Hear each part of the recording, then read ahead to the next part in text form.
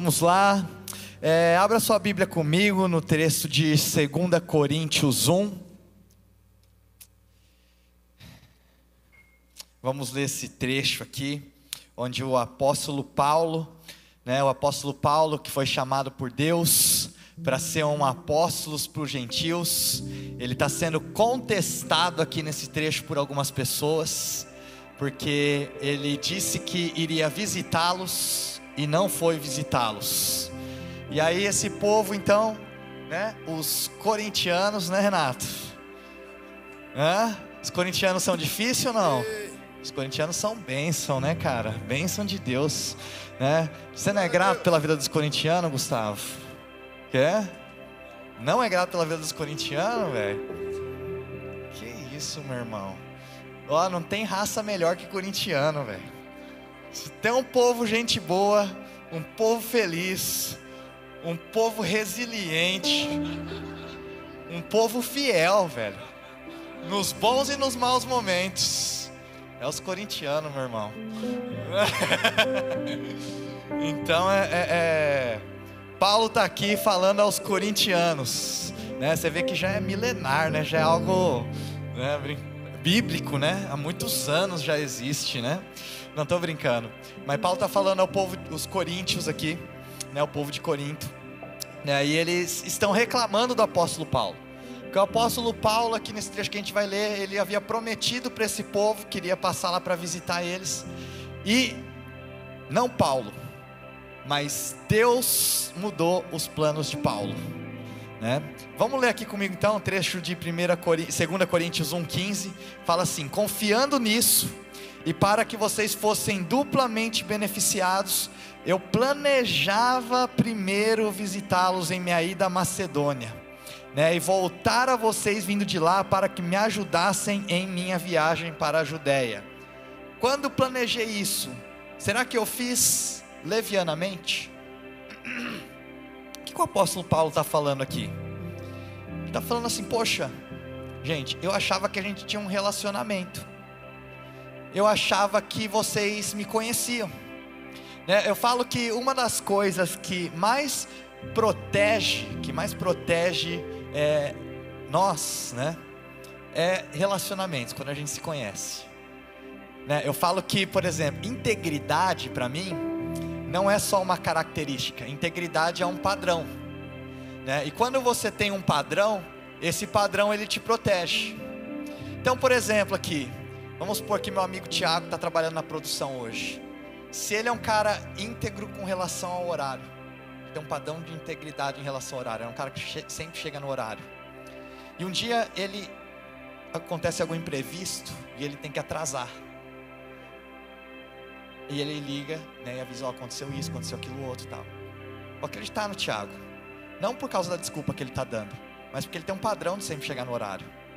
Agora a pessoa que sempre chega atrasada, te liga e te manda uma desculpa, falando: não sei o que, não sei o que, não sei o que. Cara, você começa a ver que o problema na verdade não é o que a pessoa está falando para você que aconteceu, o problema está com ela. Por quê? O que te protege em todas as situações é o seu padrão de integridade, E como que a gente constrói esse padrão de integridade com as pessoas? É em relacionamentos, Então é muito fácil hoje a gente julgar alguém que é distante, mas quando é alguém que é próximo de nós, as pessoas vêm falar alguma coisa para você, você tem muito mais clareza se aquilo é uma verdade ou não sobre aquela pessoa, Quando eu de manhã eu nem tinha planejado isso na mensagem, mas eu lembrei disso. Teve uma época que a gente passou por um período muito difícil aqui da igreja, Eu tinha recebido um convite, fui pregar no Japão 15 dias e depois ia pregar na Nova Zelândia 15 dias.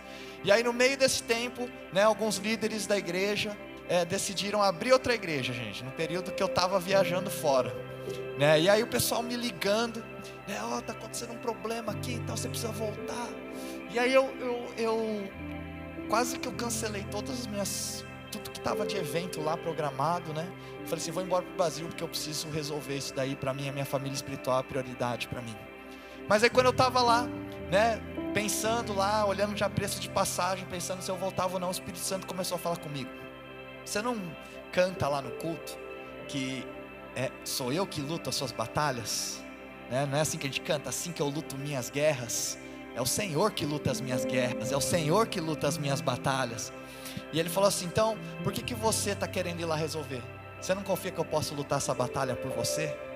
E aí eu falei: então tá bom, Senhor. E aí quando eu voltei, deixei, e aí esqueci esse problema. Quando eu voltei, aí quem estava na igreja naquela época, por exemplo, o pastor Oliver já estava naquela época, vai lembrar.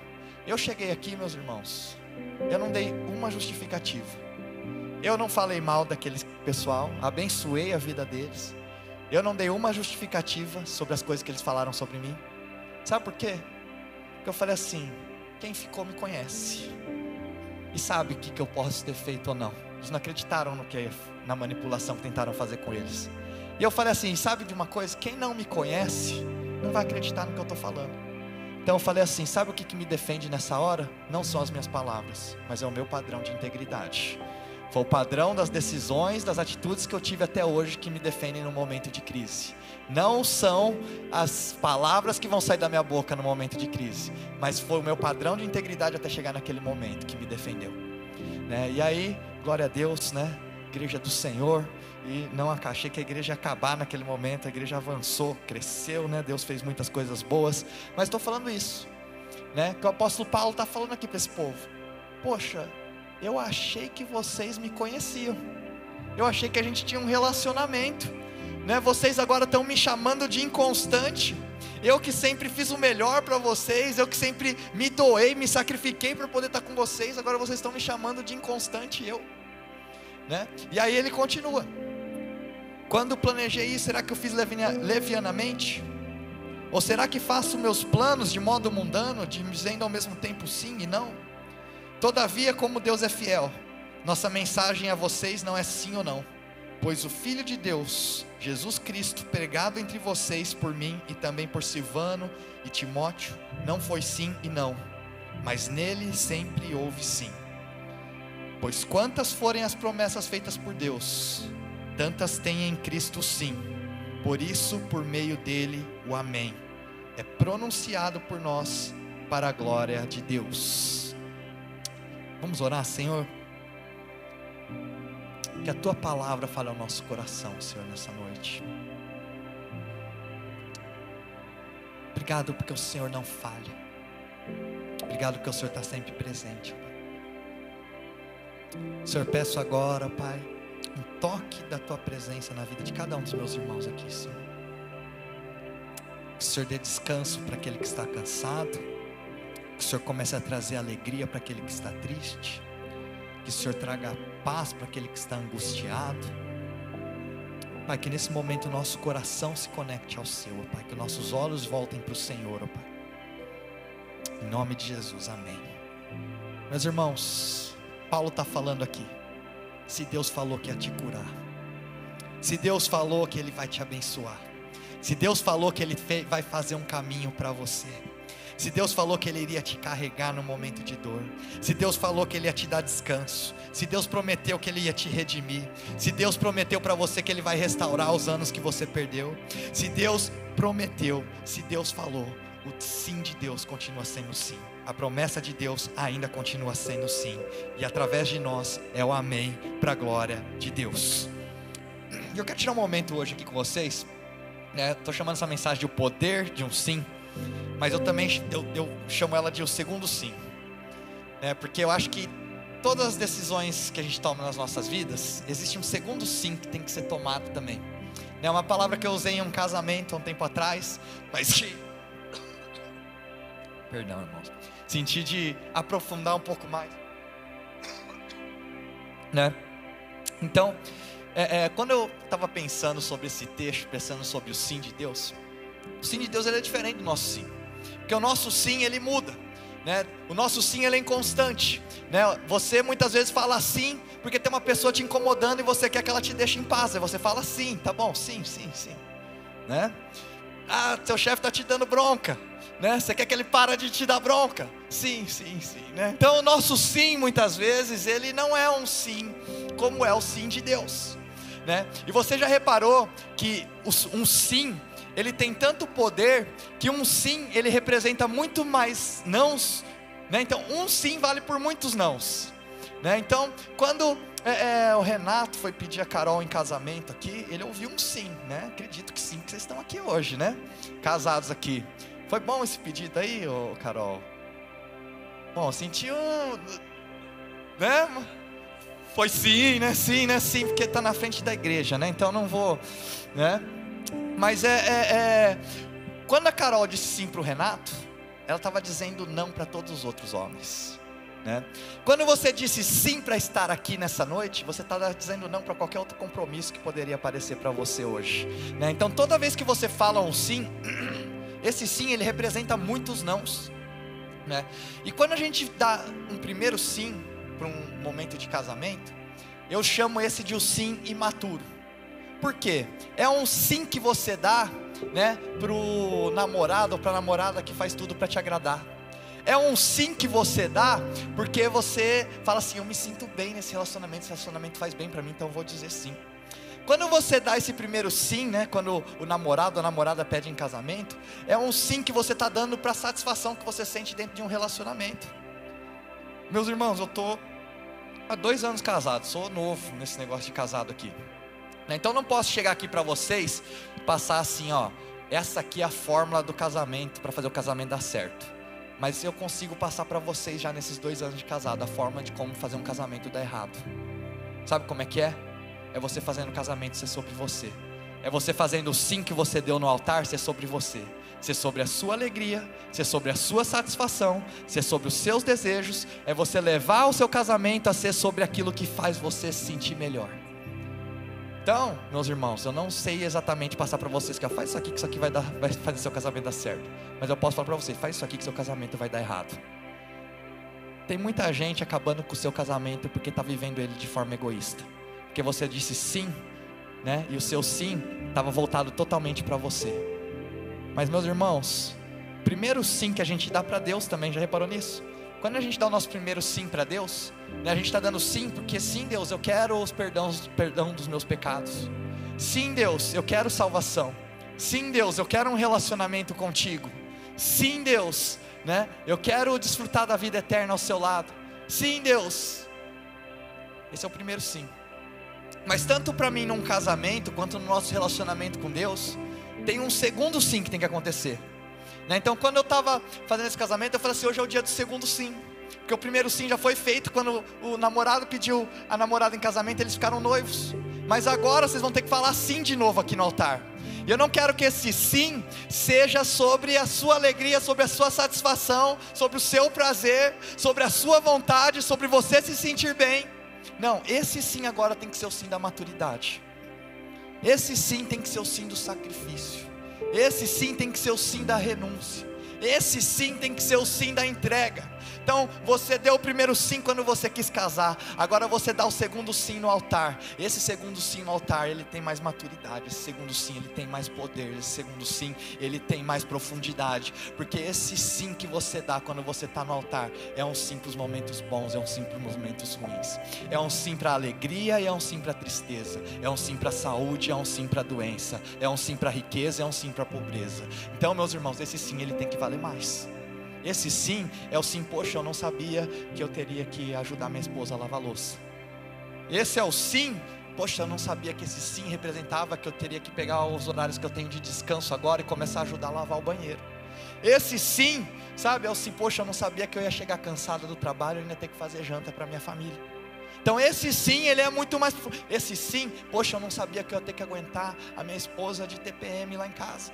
Eu não sabia que eu ia ter que aguentar meu marido estressado do trabalho. Esse sim, ele é mais profundo. Esse sim, ele tem mais maturidade. Sabe, eu não sabia que eu ia ter que dizer sim, mesmo quando eu e o meu marido, eu ia ter que continuar dizendo sim, mesmo quando eu e meu marido, a gente discorda das decisões que a gente tem para tomar na nossa vida.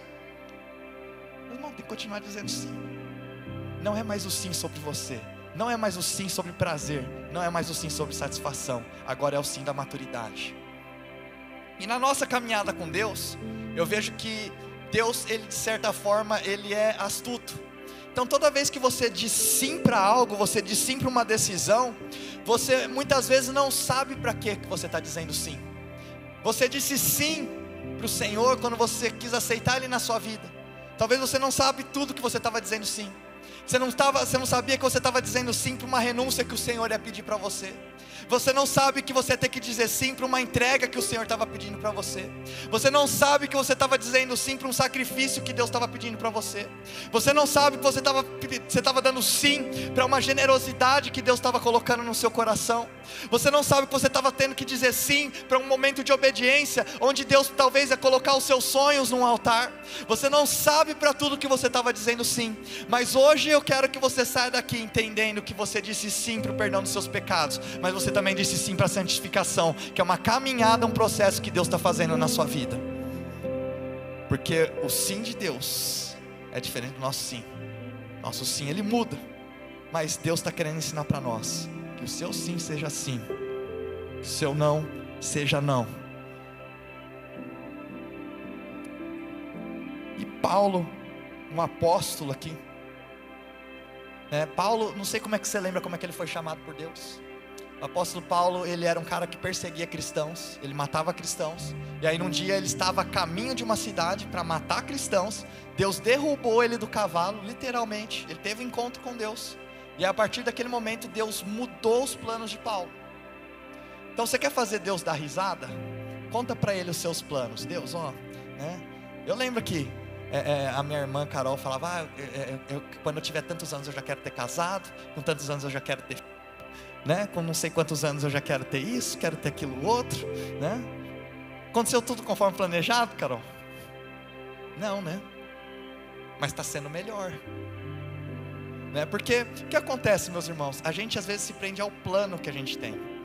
Poxa, eu lembro que eu fui conversar uma vez com eu chamo de um tio meu que sempre me ensinou muito. É uma pessoa que é muito bem sucedida, E eu lembro que a gente sentou, ele queria começar a me preparar para a vida adulta e tudo mais. Eu sentei com ele, aí ele colocou 3 pontos numa tela assim: 5 anos, 10 anos, 20 anos, 30 anos. E ele falou assim: eu quero que você descreva onde você quer estar daqui 5 anos, onde você quer estar daqui 10 anos, onde você quer estar daqui 20 anos, onde você quer estar daqui 30 anos. Meus irmãos, posso falar uma coisa para vocês: ser pastor não estava naquela lista, nunca esteve naquela lista. Casar com 34 anos também nunca esteve naquela lista, Morar em São Paulo nunca esteve naquela lista também. Mas posso falar para vocês, ser pastor é a melhor decisão que eu fiz na minha vida. Morar em São Paulo e estar experimentando tudo que essa cidade aqui, tem para oferecer, tudo que eu posso fazer para abençoar essa cidade aqui também tem sido para mim um grande privilégio. Casar com 34 anos, meus irmãos, foi uma experiência diferente, E eu posso dizer para vocês que hoje eu olho para trás, e eu estou muito satisfeito porque eu consegui aproveitar minha vida de solteiro. Viajei muito, fui para muitos lugares, fiz muitas amizades, conheci muitas pessoas. E hoje, como eu casei mais velho, eu consigo dedicar mais tempo para minha família também, porque as coisas que eu tinha vontade de fazer, eu consegui fazer quando eu estava solteiro. Mas eu tinha o plano A, eu tinha o plano B. Meus irmãos, já estou no plano L, no plano M, no plano P. Talvez você está assim também na sua vida, você já passou do plano B há muito tempo. E o apóstolo Paulo aqui, ele tinha um plano. Deus foi lá e mudou o plano dele. E eu quero fazer uma pergunta para você hoje: você confia no plano ou você confia na pessoa? Porque o que frustra muitos cristãos, o que frustra muitas pessoas, é quando você confia no plano. Quando você confia no plano, você começa a se machucar, e aí você começa a questionar Deus. Você fala assim: nossa Deus, por que você está permitindo eu passar por essa situação aqui? Porque o Senhor falou para mim que o Senhor era fiel, o Senhor falou para mim que o Senhor era bom, e o Senhor está permitindo que eu passe por esse momento de dificuldade. O Senhor realmente é bom, o Senhor realmente é fiel. Poxa, olha a situação que está o nosso país, não é possível que o Senhor é bom e o Senhor deixe isso aqui acontecer. Por quê? Porque a gente confunde ser bom com fazer bondade. Porque a gente tem uma visão humana sobre ser bom, E aí você fala assim: poxa, um assassino, um bandido, ele faz bondade? Para alguém ele faz bondade, ele vai fazer bondade para a mãe dele, para os filhos, se tiver para a esposa, para alguém ele faz bondade. Isso quer dizer que ele é bom? Não.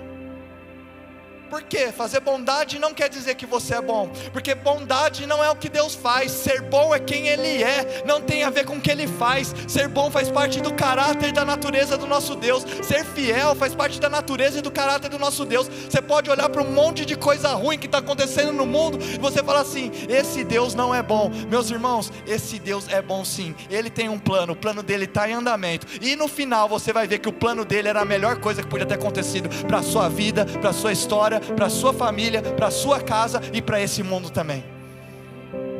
Porque ser bom não é fazer bondade, ser bom é quem Deus é, e o propósito dele é perfeito. Está tudo sob o controle dele. É frustrante? É frustrante. Desanima? Muitas vezes desanima. Muitas vezes dói. Dá raiva. Mas meus irmãos, nesses momentos eu me lembro que Deus é fiel, eu me lembro que Deus é bom, e eu me lembro que Ele não perdeu o controle hoje, Ele não perdeu o controle ontem, Ele não vai perder o controle de amanhã. Está tudo sob o controle dele, e o que eu tenho que fazer é confiar na pessoa de Deus, e não confiar no plano que eu tenho traçado para a minha vida. As maiores frustrações e acusações que você vai ter ao longo da sua vida, no seu relacionamento com Deus, tem a ver com o seu plano, não tem a ver com quem Deus é. E você, todo questionamento que você tiver com Deus, você vai ter porque as coisas estão saindo fora do plano que você construiu para a sua vida, ou do plano que você tem traçado dentro do seu coração. Ah, não tenho plano não. Ah, você tem plano sim. Talvez no seu coração você tinha um plano de estar melhor do que você está hoje. Talvez no seu coração você tinha um plano, talvez, de estar casado já hoje. Talvez você tinha um plano de já estar numa situação diferente, ou estar num lugar diferente, e Deus frustrou esse plano de alguma maneira, e você começa a falar: poxa, não, esse Deus não está sendo bom comigo, esse Deus não está sendo fiel comigo. Meus irmãos, Deus vem para quebrar os planos, porque Deus, Ele tem um sim que é muito maior que o nosso sim. Talvez você veio aqui hoje porque você quer ouvir um sim de Deus para o seu plano, você quer ouvir um sim de Deus para o seu sonho, você quer ouvir um sim de Deus para aquilo que você acha que tem que acontecer na sua vida, para aquilo que você acha que tem que acontecer no seu futuro, para aquilo que você acha que tem que acontecer na sua família, para aquilo que você acha que tem que acontecer na igreja, para aquilo que você... Não, meus irmãos, você veio aqui para ouvir o sim de Deus, e o sim de Deus não é o sim que você quer ouvir hoje.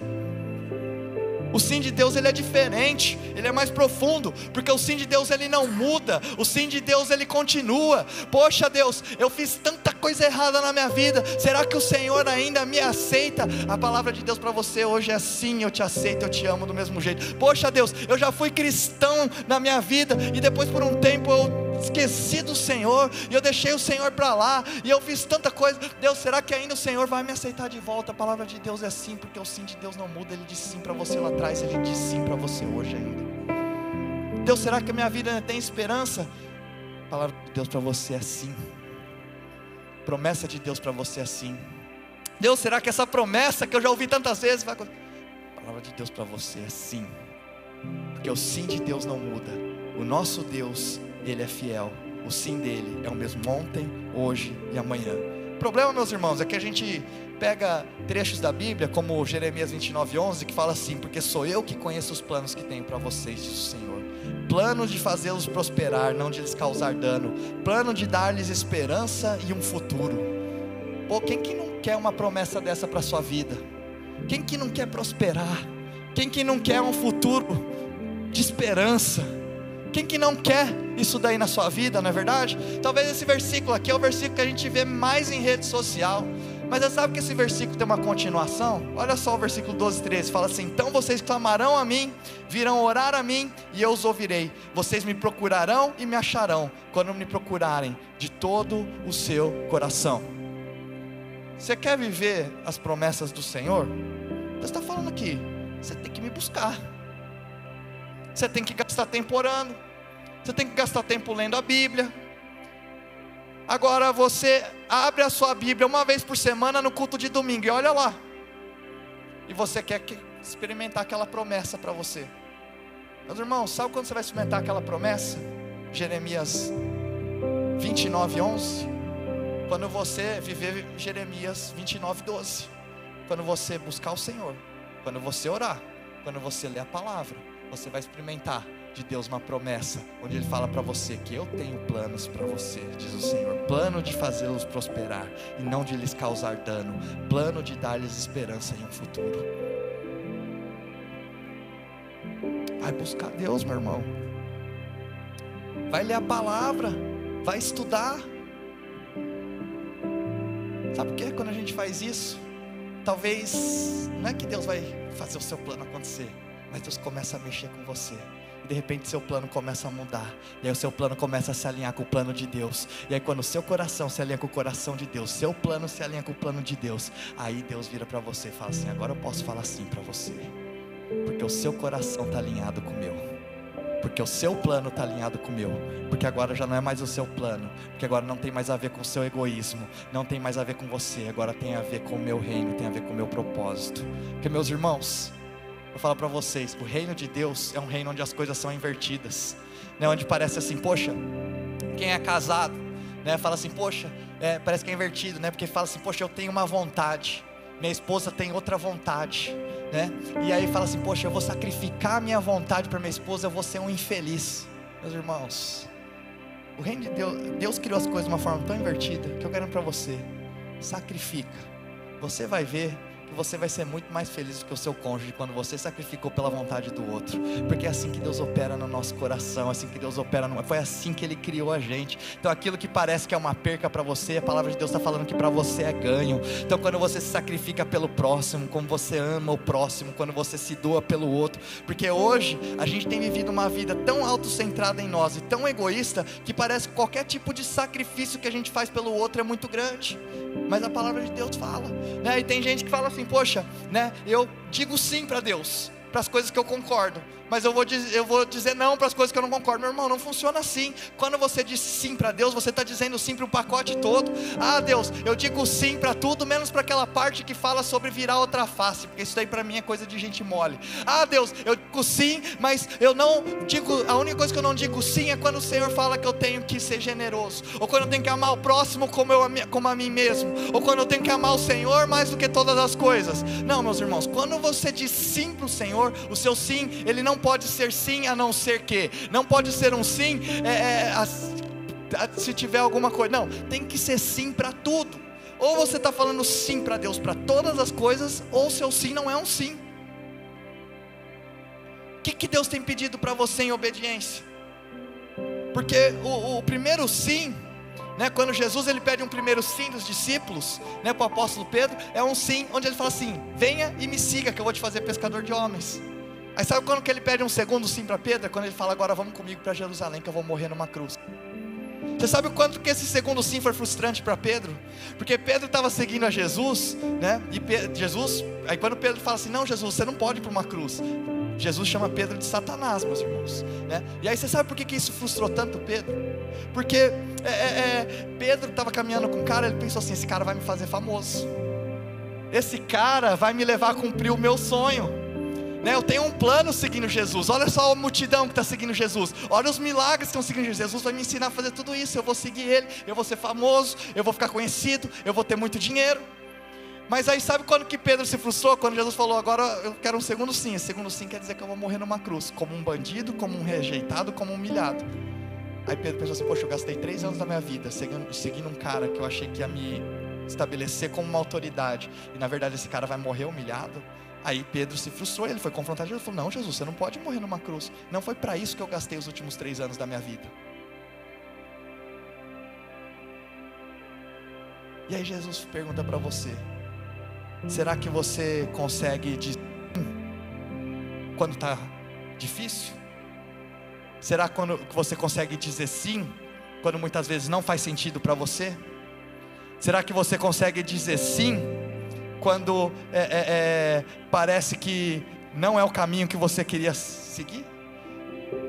Porque Jesus teve que dizer um segundo sim também, você concorda comigo? Porque Jesus disse um primeiro sim quando Deus falou que Ele ia ter que descer aqui para pagar o pecado pelos humanos. E aí quando Jesus estava no jardim do Getsêmani, a palavra fala que Ele estava tão angustiado que suava sangue. E naquele momento, né, Ele fala assim: Pai, por favor, tira esse cálice de mim, não permita que eu passe por isso, por esse sofrimento, mas assim seja feita a sua vontade e não a minha. Jesus teve que dizer sim naquele momento. Eu vou falar para vocês, meus irmãos, o segundo sim tem que ser um sim que passa a nossa carne. Esse segundo sim tem que vir do nosso espírito, porque esse segundo sim, ele vai ultrapassar seus sentimentos, ele vai ultrapassar a sua lógica, vai sobrepor os seus achismos, vai sobrepor aquilo que é popular. É um sim que não tem a ver com a sua carne, vai ser um sim que vai ter a ver com o seu espírito. E quando você for guiado pelo Espírito, e o seu sim for guiado pelo Espírito, aí você vai começar a ver as promessas de Deus acontecendo na sua vida. E sabe, né, já para terminar aqui, sabe que o seu sim, ele tem um poder muito grande, né? E sabe quem mais luta pelo seu sim? É o diabo. O diabo luta pelo seu sim, porque o diabo sabe o poder de um sim. O diabo sabe o poder de uma obediência, porque o seu sim, a sua luta por um sim, não tem a ver somente com a batalha que você está lutando hoje, mas o seu sim tem a ver com a sua família, tem a ver com os seus filhos, e tem a ver com os filhos dos seus filhos, e tem a ver com muitas outras pessoas que vão ser abençoadas através do seu sim. Olha só essa história aqui. Estava com meu pai hoje aqui de manhã, né? E me lembrei dessa história. Teve um missionário na China, né, que se chamava Carlos Studd. Ele recebeu uma herança muito grande, e quando ele recebeu essa herança, Deus pediu para ele doar toda a herança e não ficar com nada. Sabe qual que foi a resposta dele para Deus? Sim. Aí, meus irmãos, desse dinheiro, né, do Carlos Studd, uma parte foi direcionada para um lugar que chama Instituto Moody, que é também um lugar que tinha curso de teologia. Nesse Instituto Moody, né, um dia um japonês foi lá participar desse Instituto Moody, teve um encontro com Deus, voltou para o Japão, decidiu abrir uma igreja. Essa igreja se chama Igreja Holiness. Semana passada, essa igreja completou 100 anos aqui no Brasil. 100 anos de existência aqui no Brasil. E meus irmãos, nessa Igreja Holiness, o pai do meu pai aceitou Jesus lá nesse lugar. Nessa Igreja Holiness, meu pai aceitou Jesus. Nessa Igreja Holiness, eu e minha irmã Carol, a gente aceitou Jesus. Então, porque o Carlos Studd disse sim, hoje existe essa igreja que se chama Relevância, e muitas pessoas são abençoadas, transformadas e salvas através do que tem acontecido nesse lugar. Sabe por quê, meu irmão? Você acha que é só um sim, mas o que Deus fala para você, o seu sim está conectado com um plano muito maior que eu tenho para fazer nesse mundo aqui, nessa história aqui. Você acha que hoje você está falando um sim, por esse sim é tão pequeno, meus irmãos, você não sabe o poder que o sim de obediência para Deus vai fazer na história desse mundo, porque o seu sim, talvez, vai abençoar a próxima geração, e a próxima geração, e de você vão nascer igrejas, vão nascer famílias abençoadas, talvez do seu sim, pessoas vão ser transformadas, vidas vão ser abençoadas, né? Então a minha pergunta para você hoje, qual é o sim que Deus tem pedido para você? Será que é o sim para você cuidar de alguém? Talvez é algo simples. Será que é o sim para você ser generoso? Será que é o sim para você ser um voluntário aqui na igreja? Será que é um sim para você às vezes servir no nosso trabalho social no Hope? Começa pequeno, meu irmão, mas o diabo está lutando todo dia pelo seu sim, que ele sabe o poder que tem no seu sim. Queria que você ficasse de pé no seu lugar.